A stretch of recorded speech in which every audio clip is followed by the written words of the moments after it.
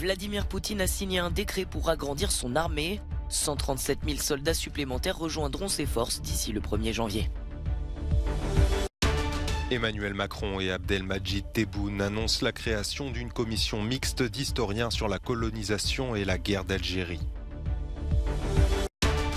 Une enquête lancée aux Pays-Bas après la mort d'un nourrisson dans le plus grand centre d'asile du pays. Médecins sans frontières y dénoncent des conditions de vie inhumaines.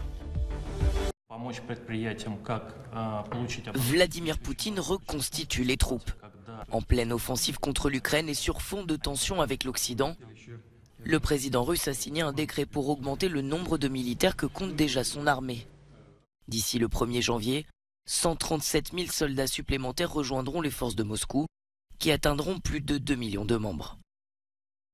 Le même jour, la Douma a exhorté la communauté internationale à cesser de fournir des armes à l'Ukraine, affirmant que le pays les utilise pour tuer et mutiler des civils, ainsi que pour créer un risque de menace nucléaire à Zaporizhzhia. Kiev et Moscou s'accusent mutuellement de bombarder la plus grande centrale d'Europe. Lui a voulu discréditer l'armée de Vladimir Poutine. Evgeny Roizman, ancien maire d'Ekaterinbourg, a été arrêté pour avoir critiqué l'invasion russe. Après avoir fait face aux enquêteurs, cette figure de l'opposition a été remis en liberté. Tout ira bien.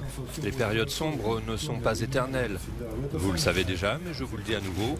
Merci pour votre soutien.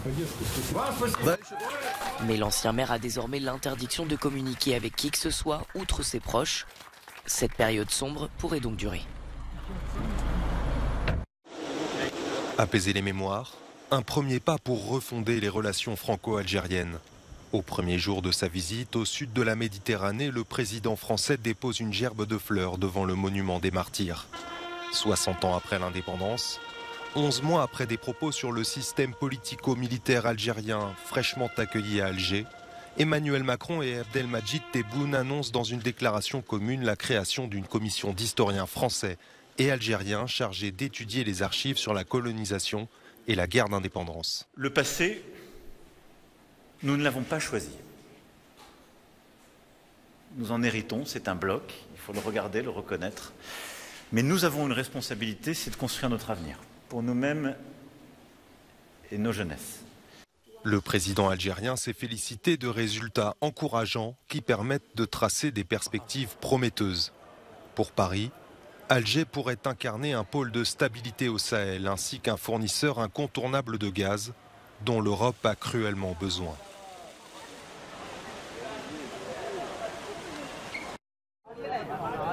Les autorités néerlandaises enquêtent sur la mort d'un bébé de 3 mois survenu jeudi à Terrapol, dans le principal centre de demandeurs d'asile du pays, un établissement surpeuplé.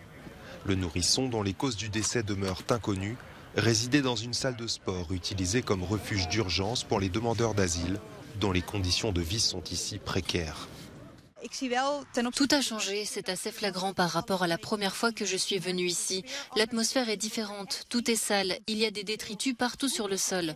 Quand vous passez près des cabines de toilettes, ça sent très mauvais. La situation est tout simplement affligeante. C'est très désagréable pour les gens et surtout c'est insalubre. L'ONG Médecins sans frontières, qui intervient habituellement sur des théâtres de guerre ou de catastrophes naturelles, s'est déployée le jour même dans le centre, situé près de Groningue, à la frontière avec l'Allemagne. Ce que l'on observe ici est comparable à la situation dans les îles grecques. Cela se passe également au sein de l'Union européenne. C'est tout aussi honteux, mais cette fois-ci c'est aux Pays-Bas.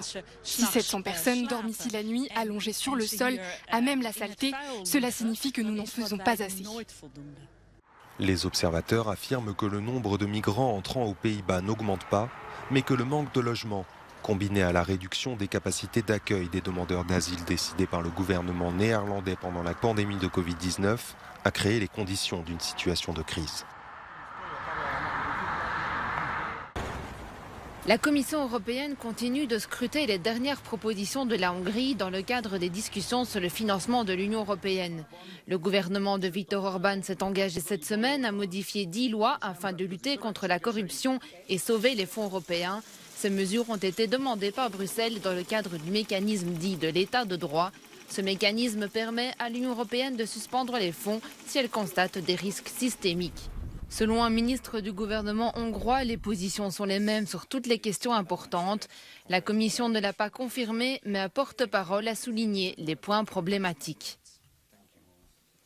Il s'agit notamment de l'incapacité à prévenir les décisions illégales des autorités publiques, de l'incapacité à garantir l'absence de conflits d'intérêts ou de la limitation de l'efficacité des enquêtes et des poursuites dans les affaires impliquant des fonds syndicaux. Un membre du Parlement européen a demandé à la Commission européenne les échanges de courriers avec le gouvernement hongrois, mais la publication des documents a été refusée. Daniel Freund prévient que jusqu'à présent, les promesses de réforme du gouvernement hongrois ne se sont jamais concrétisées dans le passé. Par le passé, Orban a su faire croire aux gens qu'il était prêt à mettre en place des réformes, mais entre-temps, il prépare déjà la prochaine attaque ou le prochain grand hold-up pour voler de l'argent. La Commission doit donc être extrêmement prudente pour ne pas se faire avoir par Viktor Orban. La Hongrie est le seul pays où la Commission européenne a activé le mécanisme de l'état de droit et c'est le seul pays dont les plans de redressement n'ont pas été approuvés. En raison de la hausse des prix de l'énergie et de la chute de la monnaie, la Hongrie présente un déficit budgétaire massif. Après les élections, le gouvernement a entamé un programme d'austérité et souhaite se mettre d'accord avec Bruxelles sur les fonds européens le plus rapidement possible. Washington et Bruxelles intensifient leurs efforts diplomatiques pour résoudre la crise au Kosovo. Après s'être entretenu avec le Premier ministre kosovar mercredi, les émissaires américains et européens se sont rendus dans le nord du pays ce jeudi pour rencontrer des représentants de la minorité serbe avant de se diriger vers Belgrade pour discuter avec le président Aleksandar Vučić. Les bonnes options sont celles qui préservent la paix et une atmosphère normale sur le terrain. Il ne s'agit pas de gagnants et de perdants, il s'agit vraiment des gens qui vivent ici. La région connaît un regain de tension depuis près d'un mois après les annonces du gouvernement kosovar sur la mise en place de nouvelles règles à la frontière serbe. Elle prévoit que toute personne entrant au Kosovo avec une carte d'identité serbe dispose d'un document temporaire pendant son séjour dans le pays. Pristina avait aussi donné 2 mois aux Serbes pour remplacer leurs plaques d'immatriculation par des plaques kosovares. Ces annonces ont provoqué la fureur des Serbes du Kosovo qui ont bloqué les routes du nord du pays fin juillet. L'incident a alimenté les craintes de nouveaux troubles dans les Balkans. La Californie veut se mettre au vert. L'État américain le plus peuplé envisage d'interdire la vente de nouvelles voitures à essence et diesel d'ici à 2035. La mesure, qui doit encore être approuvée, vise à améliorer la qualité de l'air et à prendre le tournant de la transition énergétique. En 2035, pourront ainsi être vendus uniquement les véhicules électriques, hybrides ou roulant à l'hydrogène. La transition devra être progressive, elle débutera dès 2026. D'autres pays dans le monde ont déjà adopté de telles mesures pour réduire les émissions de gaz à effet de serre et ainsi lutter contre le réchauffement climatique.